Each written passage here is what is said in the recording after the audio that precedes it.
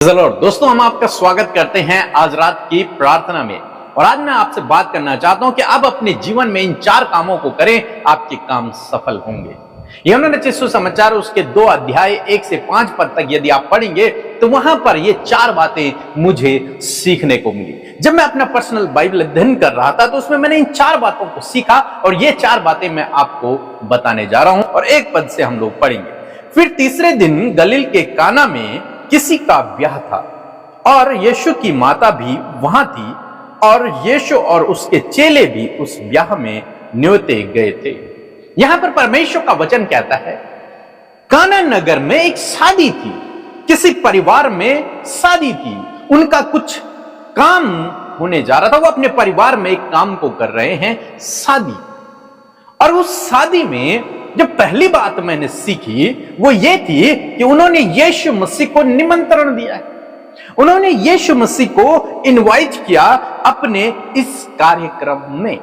उन्होंने यीशु मसीह को इनवाइट किया अपने घर में, इस काम में। यीशु मसीह को इन्वॉल्व किया इस काम में। हो सकता है वो जानते हो कि यीशु कुछ अलग है। हो सकता है उन्हें पता हो इस बात का कि यीशु हमारा उद्धार करता है।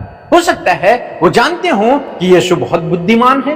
हो सकता है वो जानते हो कि यीशु के द्वारा बड़े बड़े काम होते हैं। हालांकि ये पहला चमत्कार है यीशु मसीह, लेकिन हो सकता है बचपन से वो उसे देखते आ रहे हो, कुछ डिफरेंट उन्हें उनके जीवन में लगा हो। तो आज उन्होंने यीशु को, उनकी माता को और चेलों को अपने घर में इनवाइट किया है, इस शादी समारोह में इनवाइट किया है। आज शाम में मैं आपको उत्साहित करना चाहूंगा, जब भी आप किसी काम को करने के लिए निकलते हैं, जब भी आप अपने जीवन में कुछ काम करना चाहते हैं, तो सबसे पहले आपको यह काम करना है, आपको यीशु को निमंत्रण देना है, आपको यीशु को इनवाइट करना है अपने घर में, उस काम में, अपने साथ में, अपने जीवन में। आपको यीशु को निमंत्रण करना है। सबसे पहला काम जो आपको करना है, काम शुरू करने से पहले ही आपको यीशु को निमंत्रण भेजना है, आपको यीशु को इनवाइट करना है। क्योंकि जब यीशु आपके साथ में उस काम में होंगे तो वो काम सफल ही होगा। सबसे पहले यीशु को इनवाइट करें। जैसे इस परिवार ने यीशु को इनवाइट किया है, ऐसे आप भी अपने जीवन में हर काम को करने से पहले यीशु को इनवाइट करें। मैं यूं कहूंगा कि रात में यीशु को इनवाइट करें अपने साथ में रहने के लिए, सुबह को यीशु को इनवाइट करें अपने साथ में पूरे दिन भर रहने के लिए। हालांकि यीशु 24 घंटे आपके साथ में है, लेकिन आप उससे प्रार्थना कर सकते, प्रभु आप मेरे साथ में। आप उसे इनवाइट करें, इस काम को करने में मेरी सहायता करें, इस काम में प्रभु आप मेरे साथ में हों। प्रभु मैं वहां जा रहा हूं, आप मेरे साथ में हों। प्रभु मैं ये काम करने जा रहा हूं, आप मेरे साथ में हों। इस प्रकार से आप प्रभु से कह सकते हैं। दूसरी बात हम लोग देखते हैं कि जब दाखरस घट गया तो यीशु की माता ने उससे कहा कि उनके पास दाखरस नहीं।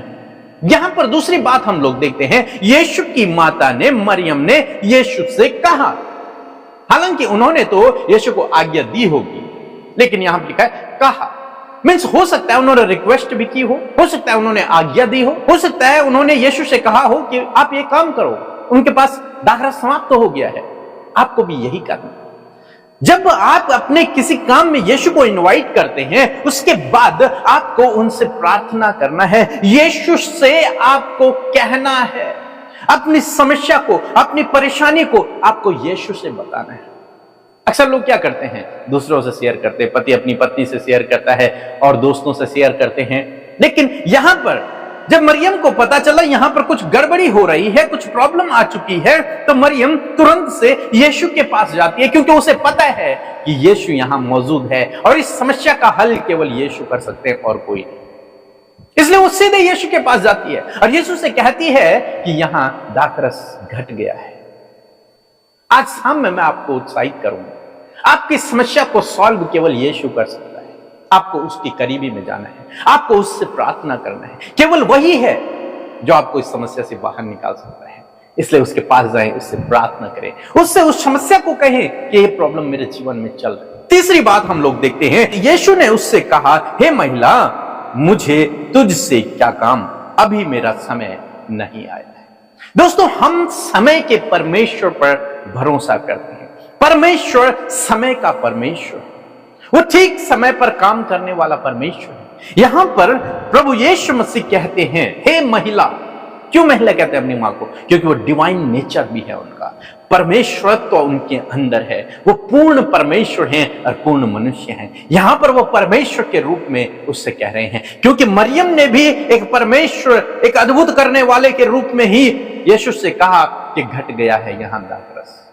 उसने ऐसे नहीं कहा जैसे अपने बेटे से कह रही हो, जाकर दाखरस लिया, दुकान से खरीद के दाखरस लिया। नहीं, उसे इस प्रकार से कहा कि यीशु कुछ अद्भुत आश्चर्य कर्म करे और दाखरस बढ़ जाए।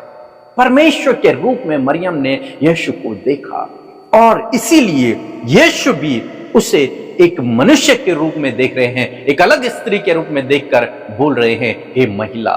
लिखा है यीशु ने कहा कि अभी मेरा समय नहीं आया है। तू जो रिक्वेस्ट मुझसे कर रही है अद्भुत कार्य करने के लिए, उसका समय अभी नहीं आया है। परमेश्वर समय का परमेश्वर है। हम में से बहुत से भाई बहन कहते हैं कि हमारे जीवन में काम नहीं हो रहा, प्रभु उत्तर नहीं दे रहा, ये हो रहा। कारण क्या है? शायद अभी समय नहीं है, वो सही समय अभी नहीं आया है। सही समय आएगा, प्रभु तुरंत करेगा, आपके मांगने से पहले कर देगा।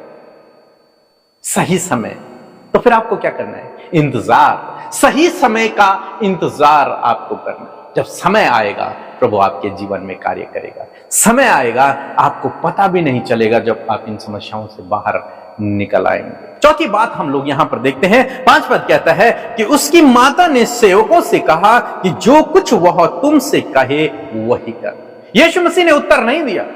यीशु मसीह ने कहा कि अभी मेरा समय नहीं आया है। वहां से मरियम वापस जाती है और उसके चेलों से कहती है कि जो कुछ यीशु करने को कहे वो करना।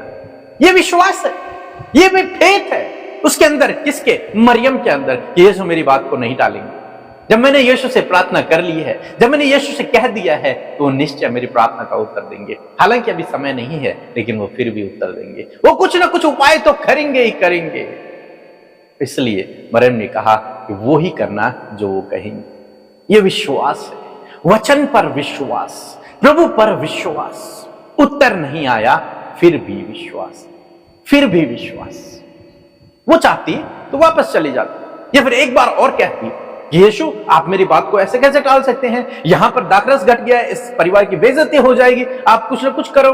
कुछ भी नहीं, मरियम ने कुछ नहीं कहा। मरियम वहां से चली आई और कहा, अब चेलों से कहा कि तुम उसके कहने के अनुसार करना। आज मैं आपसे कहना चाहूंगा, यदि प्रार्थना का उत्तर नहीं भी आ रहा है, काम जीवन में नहीं भी हो रहा है, तो भी आपको विश्वास करना है कि परमेश्वर के वचन में यह लिखा हुआ है और उसी के अनुसार मेरे जीवन में हो। परमेश्वर के वचन में लिखा है कि मांगो तो तुम्हें दिया जाएगा, तो निश्चय प्रभु मुझे देगा। और जैसे यहां पर मरियम करती है, उनसे कहती है कि उसकी आज्ञा का पालन करना, वही करना जो वो कहे। आज शाम में मैं आपको उत्साहित करना चाहूंगा, उत्तर अगर नहीं भी आ रहा, काम जीवन में नहीं भी आ रहा, तो भी वही करो जो यीशु ने कहा है। विपरीत समय में विश्वास रखो, उसकी आज्ञा के अनुसार जीवन को व्यतीत करो। तो इन 4 कामों को यदि आप अपने जीवन में करते हैं, तो निश्चय आपके काम सफल होंगे। पहला काम, आपको प्रभु यीशु मसीह को अपने काम में, अपने कार्यक्रम में, अपने जीवन में, अपने घर में निमंत्रण करना है, बुलाना है, उन्हें इनवाइट करना है। दूसरा काम, आपको उनसे प्रार्थना करनी है। तीसरा काम, आपको धीरज रखना है उनके समय का। चौथा काम, आपको विश्वास करना है और प्रभु की आज्ञा पर चलना है। विश्वास करना है, और जब आप विश्वास रखेंगे तो प्रभु आपके जीवन में आपकी प्रार्थना का उत्तर निश्चय देंगे और आपके काम सफल होंगे। सो प्रभु आपको इस वचन के द्वारा बहुतायत से आशीष दे। आमीन।